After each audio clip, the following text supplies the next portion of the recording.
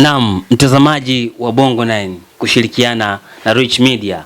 Leo kwa mara nyingine tena tumeweza kufika nyumbani kwa mganga Ruana, dokta kutoka mbinguni, mkombozi wa wanyonge, mkombozi kutoka ng'ambo, ili tuweze kuzungumza naye mambo mawili matatu kuhusiana na yale ambayo yamekuwa yakiendelea kwenye mitandao ya kijamii. Kwanza kabisa tuanze kwa kumsalimia mganga Ruana. Habari yako?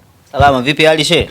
Kwangu huku mimi ni salama, sijajua uko kwako na maendeleo hapa Kilingeni kwako. Alhamdulillah, namshukuru Mwenyezi Mungu.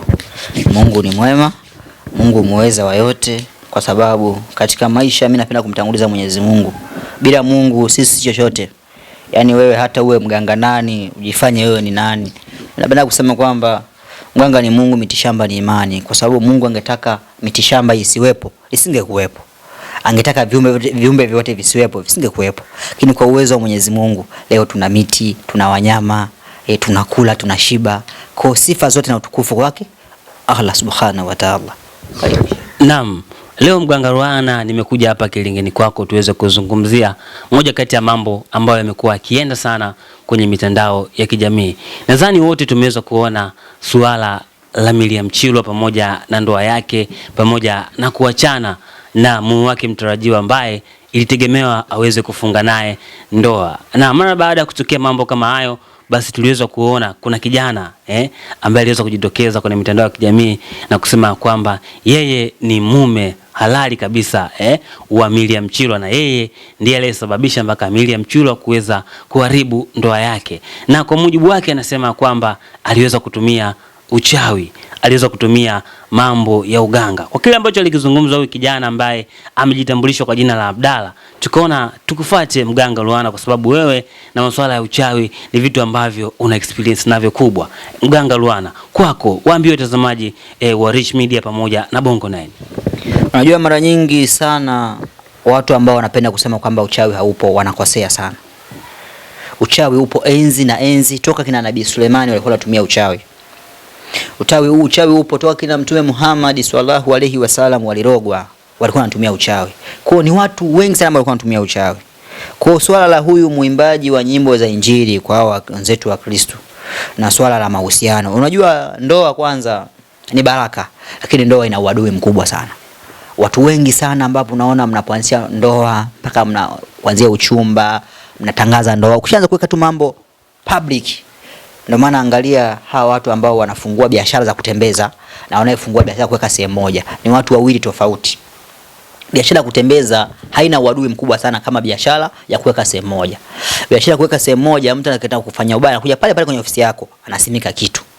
Biashara ya kutembeza unaweza kumtegea mtu Bonyoko kwa kesho kaenda kutembeza Ilala. Ukamtegea Ilala kesho kaenda Gongo la Mboto. Kwa hiyo inakuwa ni ngumu sana. Kwa tukija kwenye swala la mahusiano la hawa watu wawili. Kwanza yule kijana Astaghfirullah. Yule kijana nilimwangalia vizuri. Yule yeye sio mshirikina, lakini kwao ndo washirikina.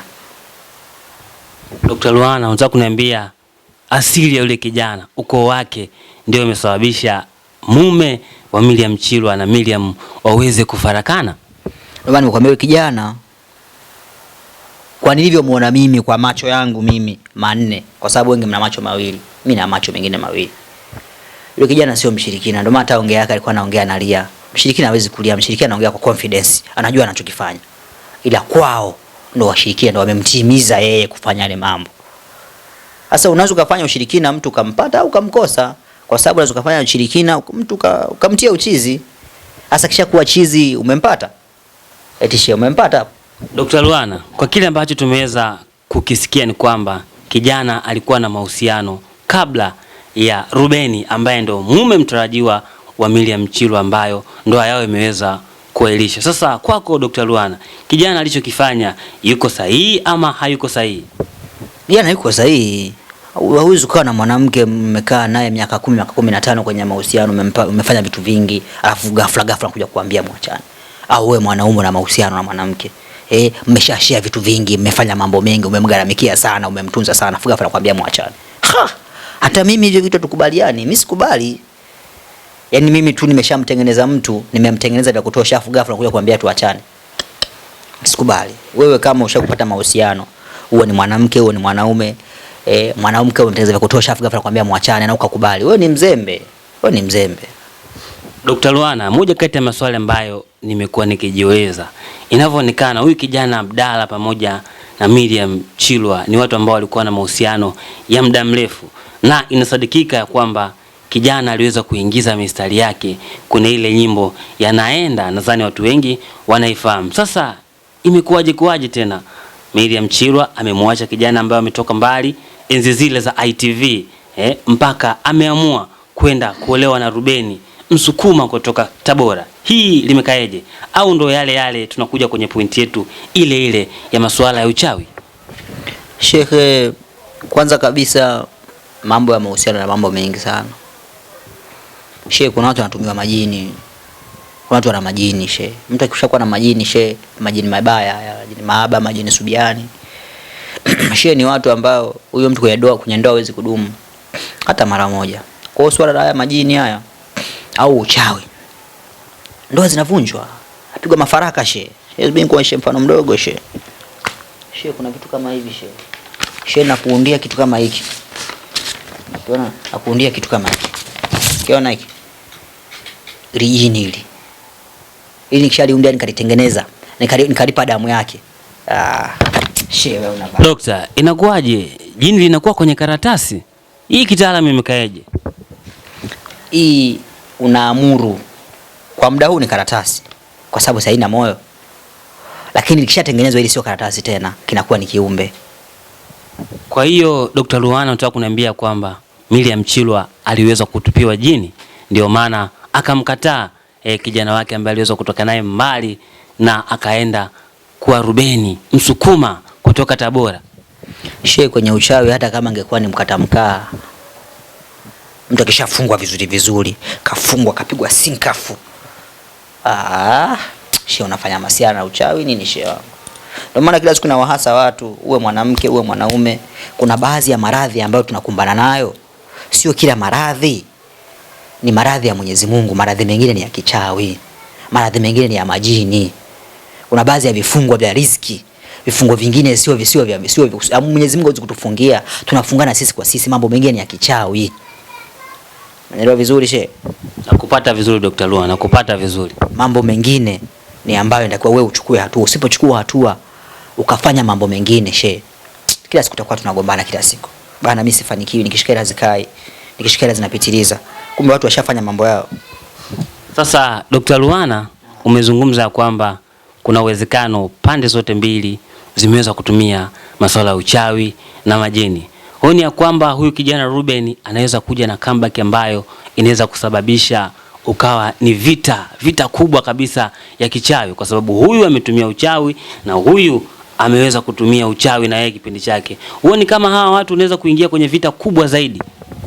Ndio maana unaona kuna baadhi ya wanawake wanakuwa tu vichaa, kwa sababu unarogwa na wanaume 5 6. Wewe mwanaume utakuwa na akili? Yaani wewe mwanaume unarogwa na wanawake 5 6, au mwanamke unarogwa na wanaume 4 5, wote wanakuvuta. Ndio yale unashangaa mwanamke amekaa, moyo unaenda mbio, yaani kama pressure sio pressure, kwa sababu huyu analipua. Hiyo akili inakuaje? Dokta, vijana wameishia swaga kana kwamba wanaamua kutumia masuala ya uchawi, masuala ya kijini. Kwa nini usiende kavukavu tu? Sheikh, sio swaga. Sheikh, umemhudumia mwanamke miaka 3, miaka 4, alafu anakuja kuambia tu ghafla tuachane. Like serious kweli? Sasa Dr. Luana, unawaambia nini vijana ambao wanakutazama sasa ili wasiweze kuingia kwenye dimbu hilo la kuweza kufanya hayo masuala? Wafanye nini? Ukipata nafasi mtu anakuletea mtie tunguli.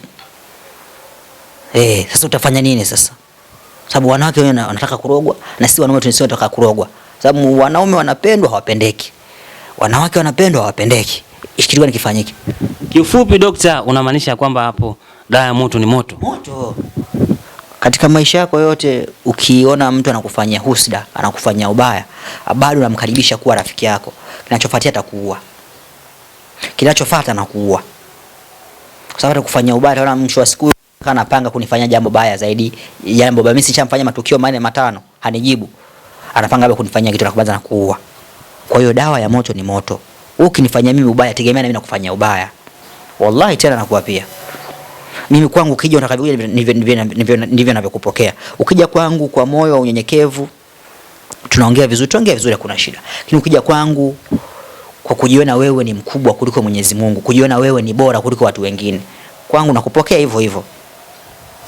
Dr. Luana, umezungumzia masuala ya kichawi, umezungumzia masuala ya majini. Sasa kwa mtazamaji wa Bongo 9 pamoja na Rich Media ambaye anakutazama sasa, endapo anahitaji kujikinga na haya masuala, au ni dalili gani ambazo anaweza akaziona, akahisi au akagundua kwamba mambo ya kichawi yameingia katika maisha yake?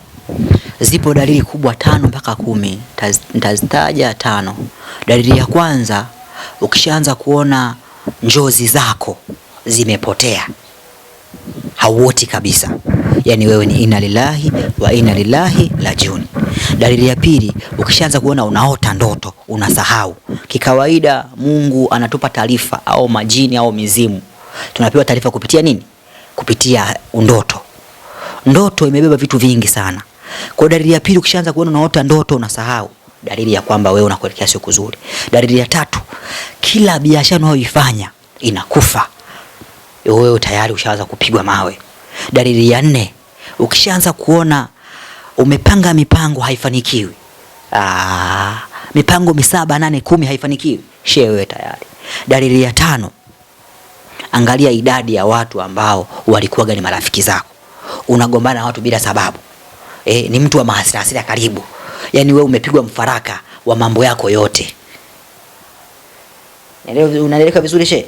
Nakuelewa vizuri kabisa. Kwa faida ya watazamaji, endeleza na sababu zingine ili waweze kufahamu. Watajuaje?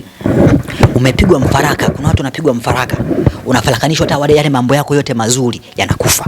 Kazi, marafiki, kama ni uchumba, unamkopesha mtu pesa hakurudishi. Shehe, kwa nini usimdishi mtu? Yani wewe nyota yako imesimama vizuri, farume yako imesimama vizuri. Kwanza ukimfuata mtu naye muda yake kuona anatetemeka. Lakini shehe, unaweza kumfuata mtu na muda yake kuona anakuzalau, hauna cha kumfanya, anakuambia tu kesho, kila muda kesho. Shehe mwingine anakuzalau kabisa, anakuambia bana kama vipi, fanya unachofanya, yani fanya unachokiona wewe, sawa. Sasa dokta, hapo umezungumzia kuhusiana na dalili, ni vitu gani mtu akiviona atahisi kwamba uchawi umeweza kuingia kwenye maisha yake. Sasa mara baada ya yeye kugundua tatizo, itafikia kipindi anatakiwa aweze kulitatua. Je, mtu huyo afanye kitu gani? Kuna mambo mengi. Kwanza lazima ajue kwanza uchawi ni wa aina gani, ni mweusi, ni mwekundu, kwa sababu uchawi upo aina nyingi. Hata kama ni majini lazima ajue ni jini wa aina gani, ni subihani, ni mahaba, ni cheketu. Unaelewa vizuri? Kwa sababu majini hapo aina mengi, yani hapo mengi sana majini. Kwa tukija kwenye elimu ya majini, tumeenda kwenye elimu kubwa sana, elimu ya majini, kwa sababu elimu ya majini ni kubwa. Yani sivyo watu wanavyofikiria, elimu ya majini ni kubwa sana. Kwa maana kuna watu wanatumia majini ni matajiri. Kuna watu wachezaji wa mpira wanatumia majini ni wachezaji wa mpira mkubwa. Kuna watu wanatumia majini ni wasanii wakubwa. Kuna watu wanatumia majini viwandani kama walinzi. Unajua jini unaweza kutumia jini kama mlinzi sana nyumbani kwako, dukani kwako, wenye biashara, wakulima wanatumia majini kama walinzi. Kwa hiyo ukizungumza swala la majini ni uwanda mpana sana. Unaweza kumtumia jini kupata mali. Kwenye masuala ya mali kuna watu wengi sana ambao wanatumia viumbe kupata mali. Na wana hela. Alhamdulillah wana hela. Ni system tu, ujue namna kupata mtu akuongoze waweze kutumia viumbe. Na washauri watazamaji wa Rich Media na Bongo 9 wajifunze, wawe wa kujifunza. Changamoto ni moja, wa Tanzania wengi sio watu wa kujifunza, ni watu wa kulaumu. Wengi sana ni watu wa kulaumu, tunapenda kulaumu sana, sio watu wa kujifunza. Msikilize mtu, fuata mwongozo. Hakuna mtu ambaye amefuata mwongozo kacha kufanikiwa, ila wengi ni watu wa kulaumu. Bana uongo bana. Utapita kama sisi ambayo tunapata bahati ya nyie watu wa media kutufuata. Mganga kweli hawezi kujitangaza. Shekhe, hospitali ya Muhimbili kila siku wanafanya interview kila siku. Mloganziro anafanya interview kila siku. Kuna mtu yuko Kigoma asingeweza kujua Muhimbili bila Muhimbili kuwa anaitangaza. Kuna mtu yuko Mwanza asingeweza kujua hospitali ya Muhimbili bila kuiona kuitangaza. Kuna mtu ambaye yuko Marekani anatamani kupata huduma yangu, atanijuaje? Atanijuaje shehe? Kwa hiyo Dr. Luana, kwa maana hiyo nataka kusema kwamba kwa zama hizi mganga lazima ujitangaze.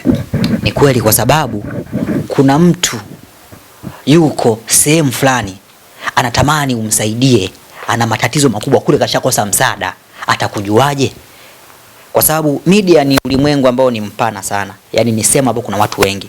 Na maana hata makanisa yana ma video kamera, yana watu wapiga picha kanisani, wanaenda live. Kwa nini wanaenda live na ni kanisani? Dr. Luana, kwa kitu ambacho unakizungumza, unataka kuniambia kwamba waganga nyie kiufupi mnatafuta wateja, lakini pia nikiangalia kwa concept ambayo umeweza kuizungumzia ya makanisa, at the same time na wao wanatafuta wateja ili waweze kuzipata sadaka nyingi. Sasa kuna ulazima gani wewe mganga kutafuta wateja wakati wewe una majini? Na kwa mujibu wa mazungumzo ambayo mlikuwa mkizungumza, unasema kwamba unaweza kulitengeneza jini ambalo linaweza kali na kuletea pesa. Hii Dr. Luana kitaalam imekaeje? Tunataka wale watu ambao wako mbali, wenye uhitaji na sisi, atakujuaje? Yaani naomba nikwambie kitu kimoja, wewe uko, mimi niko Dar es Salaam, mtu yuko Mbeya, atanijuaje mimi? Dr. Luana, niseme kwamba hiyo ni topic ambayo tutakuja na kuweza kuizungumza siku nyingine. Kwa sasa Bongo 9 na Rich Media tuseme kwamba hatuna la ziada, lakini kabla tujafunga kipindi chetu cha leo, ningependa Dr. Luana uweze kuaga watazamaji wako wa Bongo 9 na Rich Media. Mimi naweza nikasema kitu kimoja kwamba nawapenda sana kwa sababu nimeshirikiana nao huu mwaka wa pili sana. Kwa hiyo ninawapenda sana na nawaombea wasiache kufuatilia vipindi vyetu na wasiache kumcha Allah Subhanahu wa Ta'ala. Ukipata nafasi ya kumwomba Mwenyezi Mungu, muombe Mwenyezi Mungu. Na wale watu ambao wanataka kuonana na mimi face to face, namba yangu ya simu ni ile 0768247710. Wale watu wa nje na Tanzania, anza na alama ya jumlisha 255768247710.